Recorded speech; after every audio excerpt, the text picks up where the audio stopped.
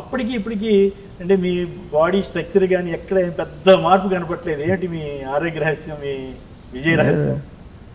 ఏం లేదు, morning walk చేస్తాను, ఓకే నైట్ ఫుడ్ ఎక్కువ తిన్ను, ఓకే మార్నింగ్ బ్రేక్ఫాస్ట్, లంచ్, అంతే. అంతే తప్ప ప్రత్యేకమైన బాడీ మెయింటెనెన్స్కి. మీకు ఈ సినిమా రంగంలోకి రావడానికి స్ఫూర్తి ఎవరు, ఎట్లా వచ్చారు, ఏమిటి అది ఒక్కసారి? స్ఫూర్తి నాగేశ్వరరావు గారు. అక్కిన నాగేశ్వర. ఓకే. 10th ఇయర్లోనే మామూలుగా బజార్కి వెళ్ళి కూరగాయలు కొనుక్కోమంది మా అమ్మ. ఓకే. నేను తెనాల్లో బోస్ రోడ్లో వెళ్తూ ఉంటే బాల్కనీలో నాగేశ్వరరావు గారు, సావిత్రి అక్కడ కొంతమంది జనం చేసి చూస్తున్నారు, వాళ్ళు హాయ్ చెప్తున్నారు, నేను కూడా చూశాను. ఓకే.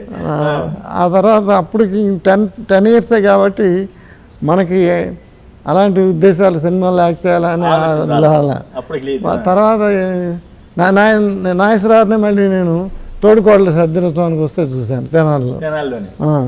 తర్వాత ఏలూరులో ఇల్లరికం సద్దినోత్సవానికి వచ్చినప్పుడు నేను నాకు రామారావు గారు ఫ్యాన్, నేను ఆయన ఎప్పుడు నేను చూడలేకపోయాను నా స్టూడెంట్ కెరీర్లో. నాగేశ్వరరావు గారిని మాత్రం 4 సార్లు చూశాను. మా కాలేజీకి వచ్చారు తర్వాత. అప్పుడు ఆ సినిమా ఆర్టిస్ట్కి ఉన్న క్రేజు అవన్నీ చూసి మనం కూడా ఎప్పటికైనా సినిమా ఆర్టిస్ట్ అవ్వాలి, ఎడ్యుకేషన్ అయిన తర్వాత సినిమా ఆర్టిస్ట్ అవ్వాలనే కోరిక అప్పుడు కలిగింది.